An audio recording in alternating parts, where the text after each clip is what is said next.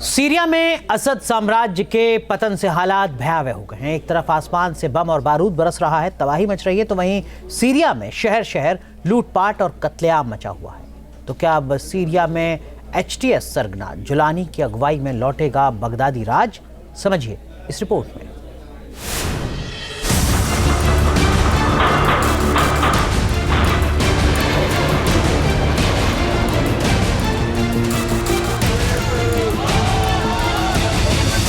Syria में शहर शहर छिड़ा भीषण संग्राम, फायरिंग, लूटपाट और जगह जगह कत्लेआम। क्या सीरिया में लौट आया है बगदादी राज?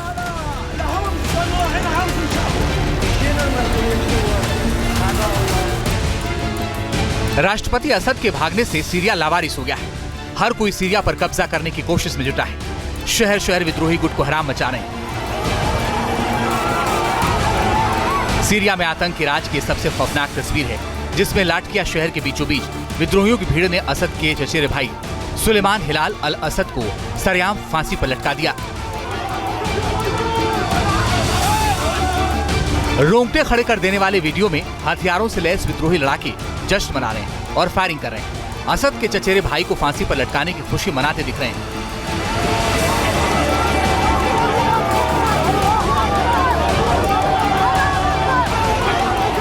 ये तस्वीर साफ इशारा दे रही है कि सीरिया में आतंक का राज कायम हो गया है।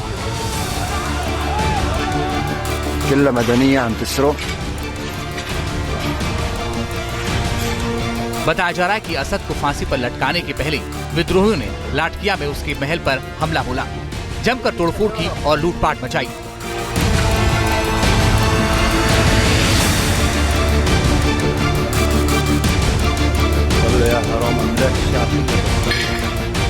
तस्वीरों में दिख रहा है कि 3 मंजिला घर में विद्रोहियों ने दरवाजे, खिड़कियां तोड़ दिए। हर तरफ फायरिंग और बर्बादी के निशान देखे गए। तीनों मंजिल पर हर कमरे में जाकर विद्रोही लड़ाकों ने तोड़फोड़ की और सारा सामान लूट कर ले गए।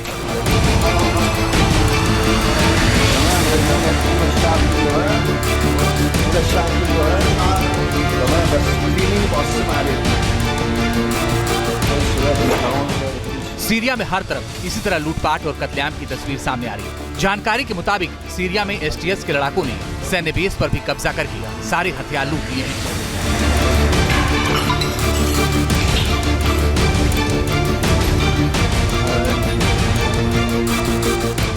असद के भाग जाने से सीरिया की सेना ने विद्रोहियों के सामने सरेंडर कर दिया है और हथियार जहां के तहां छोड़कर भाग गए।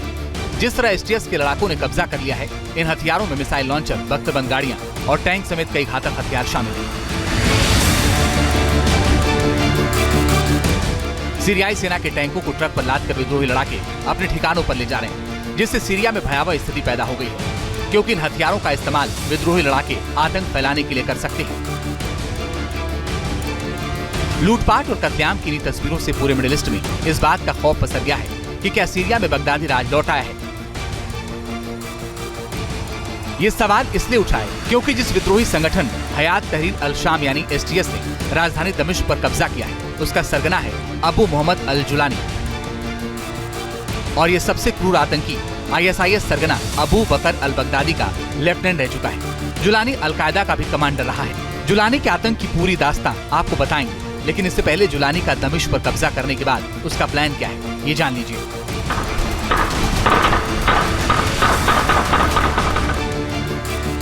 एचटीएस सरगना जुलानी ने सीरिया के पीएम मोहम्मद जलानी से मीटिंग की और पीएम जलाली ने जुलानी को सत्ता सौंप दी, लेकिन जुलानी ने फिलहाल जलाली को कार्यवाहक पीएम बने रहने को कहा है। नई सरकार बनने तक हर आदेश का पालन करने को कहा है। बताया जा रहा है कि जुलानी खुद राष्ट्रपति बनेगा और मोहम्मद अल बशीर को प्रधानमंत्री बना सकता है। अल बशीर इदलिब का प्रशासन संभाल चुका है। आज हमारे पास टैंक, गोला बारूद से लैस वाहन, मिसाइल और ढेर सारे उपकरण हैं। कई लोग हमारे साथ हैं, इसलिए इसे विचारों और दिमाग का युद्ध कहा जा सकता है। ये आस्था और विश्वास का युद्ध है। हमें सुन्नियों की रक्षा करने के लिए अपना सब कुछ इस्तेमाल करना चाहिए। जुलानी के इस प्लान से साफ है कि उस सीरिया को कट्टरपंथी इस्लामिक स्टेट बनाना चाहता है और उसके आतंक की जो दास्तां पीछे छुपी है वो फिर नजर आ सकती है।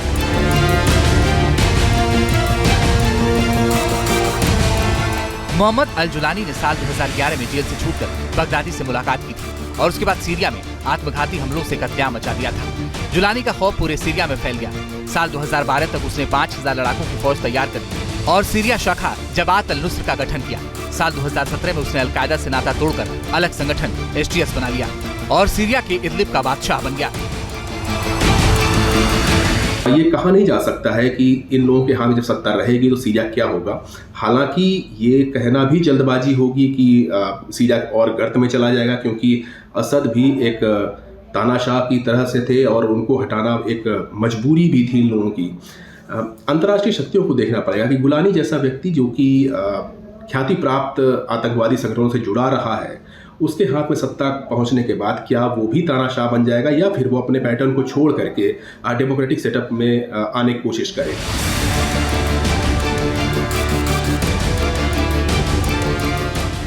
जुलानी का एक ही मकसद था सीरिया से असद सरकार को उखाड़ फेंकना और इस्लामिक राज्य स्थापित करना, जिसमें वो अब कामयाब हो गया है।